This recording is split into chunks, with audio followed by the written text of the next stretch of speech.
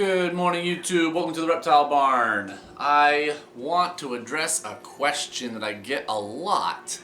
I'm going to try and address it from multiple angles here. I'll try not to be too long-winded.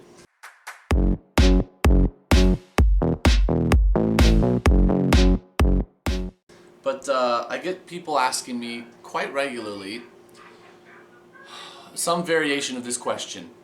How much does it cost to become a breeder? A reptile breeder, or what species should I start with if I want to be a breeder? How long does it take for me to start making good money as a breeder, right? So those are all kind of different questions, but they're related, I feel like. So right off the bat, one word of caution. I am not one to ever try and talk people out of keeping or even breeding reptiles, right?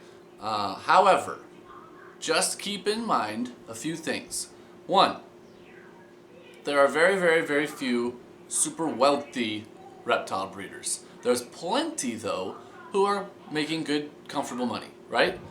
If in your mind it's a get-rich-quick scheme because you saw a snake on Morph Market selling for $20,000 and you're like, oh my gosh, I need to breed those and I'll be rich.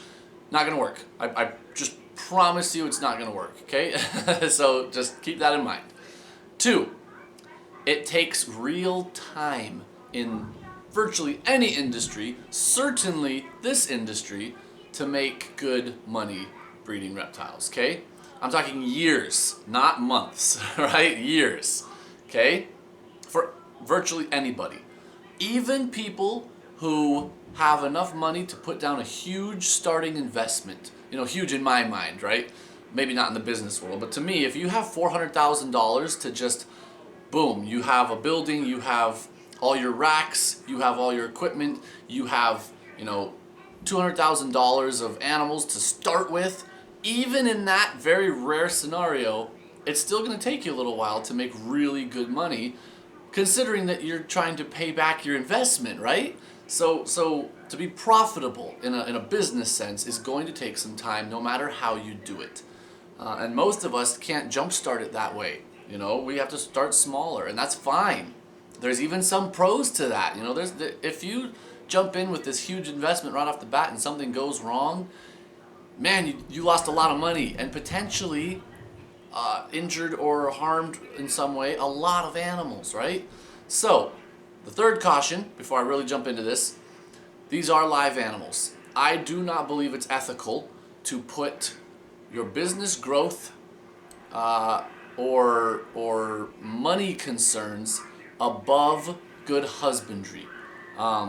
If you have an animal who is sick, and you're sitting on $500 that you have to spend this week on your business, you take that animal to the vet. You don't go buy a new animal. Do you see what I'm saying? You can't put your business so far above the health of your animals that you're actually letting them suffer for it, right? You can make some business decisions based on finances, but not at the expense of keeping your animals safe and happy and healthy, okay? So, with those concerns aired, right?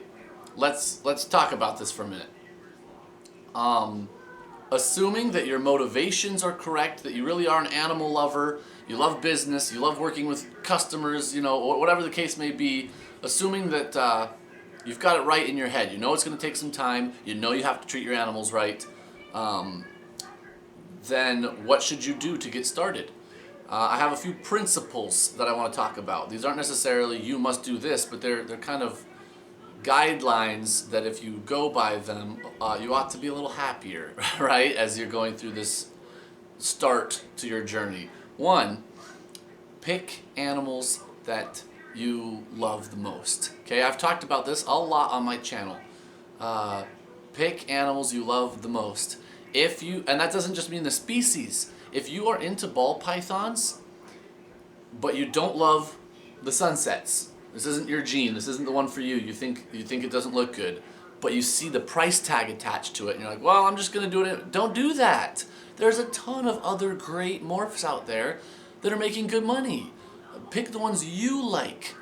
Don't go chasing trends to the exclusion of your own enjoyment, right? Because you're so worried that, oh, but the things I like might not be as popular and then they're not going to sell as well. To a degree, yes, exercise some caution, but don't make your decisions on the actual living animals you're going to keep and work with every day based on the trends of right now, because they change constantly, right? Second, don't go too narrow or too wide. And let me explain that. If you have $10,000 to invest on animals, so you already have all the infrastructure in place. You've got your racks, you've got your radiant heat panels or whatever you're using for heat, your heat tape, your thermostats, you've got a big store of food in your freezer, you're ready to go equipment-wise, and you have $10,000 to spend on the animals, okay? And you want to be a breeder, right? Trying to start a business. Too narrow might look like going out and buying 2 snakes. You buy a $8,000 male and a $2,000 female, okay? And you're like, yes, here in 2 years they're gonna breed and they're gonna produce this clutch and it's gonna be worth $50,000 and I'm gonna be set.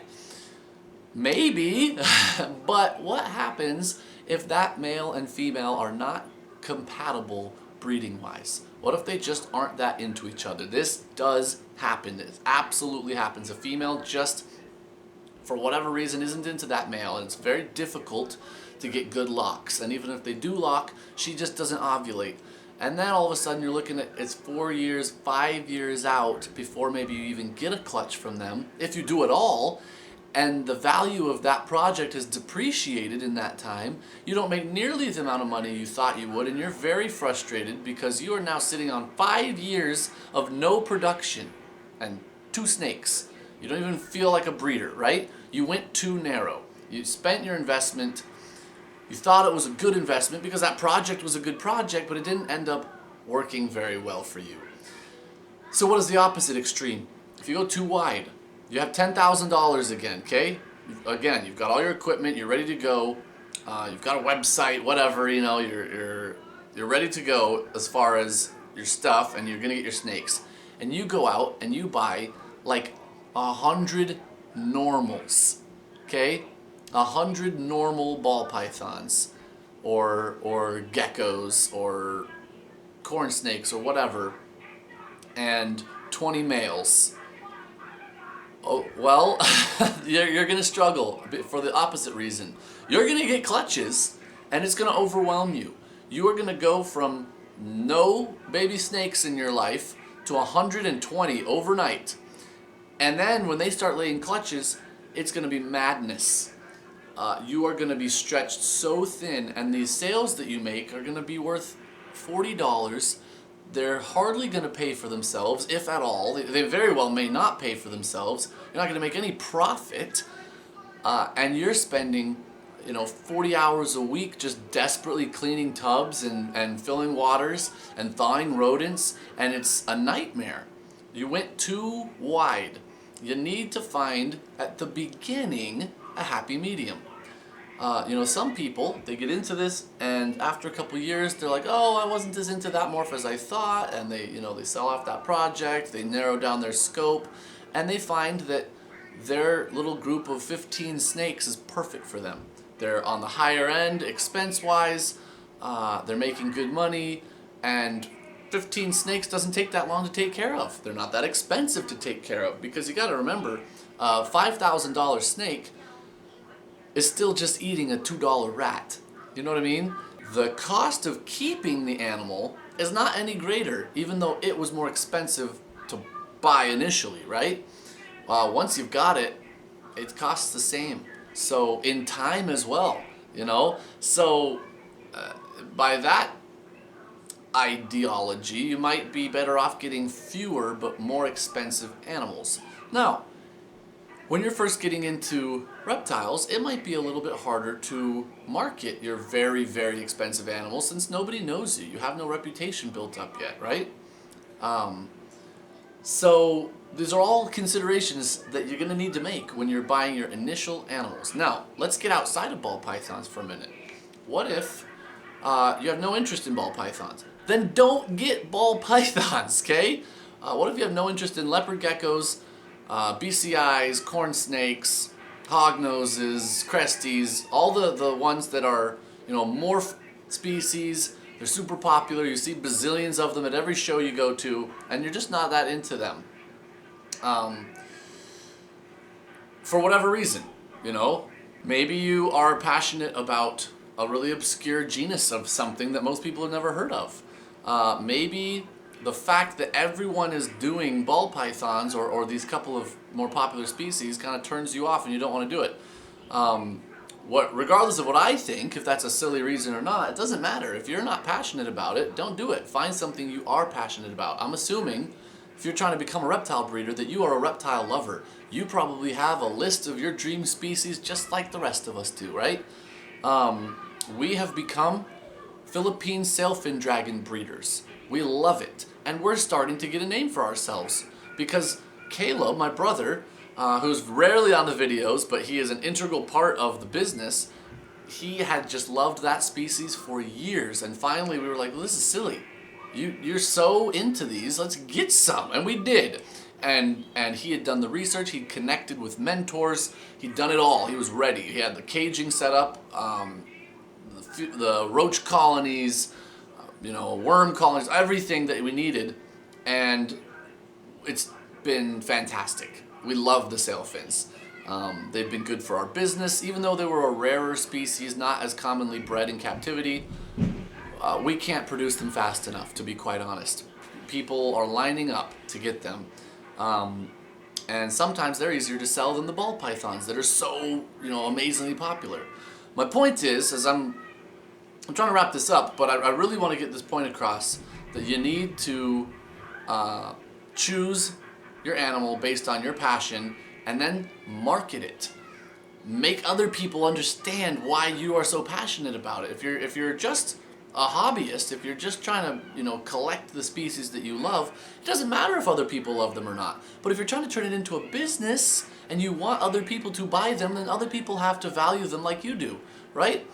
So that's the last piece I'm going to go with here. So many reptile people fail, not because there's no market for the reptiles, not because they did something wrong in their husbandry, but because they do not sell themselves. They do not sell their animals properly. They are so good with the animals. They've got the husbandry dialed in. Every enclosure is meticulously clean. Their feeding is perfect. Everything's perfect. But they're not on social media. If they are, they're just kind of a background watcher instead of a participant. They don't have a website. They're not on Morph Market. When they do take pictures, they're just kind of poor lighting, crappy pictures. I am guilty of this all the time. I need to get better at this, to really invest in better picture taking, video taking, whatnot. But nobody knows you. You're trying to sell an obscure species of lizard for $800, and nobody knows you. Nobody knows you have them. You're not marketing yourself, right? And you think that because they're so fantastic, they should just sell. Well, other people need to know they're fantastic, right? They need to feel your passion a little bit for these animals and see it and make it happen. So, that all being said, I am the biggest proponent of newcomers to this hobby. I am only 8 years in. I consider myself a newcomer, right? I cannot stress enough that the growth of the industry is dependent on people continuing to join and be excited and be welcomed in. And the innovation that comes with new people is just as important as the innovation that comes from the industry titans that have been doing it for decades, right? So I want to encourage people to do this, but it's only going to work if you do it correctly. You can't expect to spend $100 on a couple of reptiles and next year be worth thousands of dollars. It's not going to happen. However much you put into your business, time and money, that's going to directly influence and even almost control how much you get out of your business, okay? So that is all. I hope that this was helpful to somebody. I really did this because recently a lot of people have been asking me, what's the best species and whatnot. How much does it cost? How long does it take? I hope this gave at least some guidelines. I know that I didn't say, this is what you should do. Buy this animal. Do this with it. Market it this way. But that's up to you. It's your business. It's not my business, right? And many of you will be far better at it than I will. Just keep in mind, it takes patience, takes a long time, and it takes quite a bit of money invested before you're going to be getting a lot of money out of it. Okay? So, that is all for now. Thank you guys so much for watching. Until next time, we're the Reptile Barn.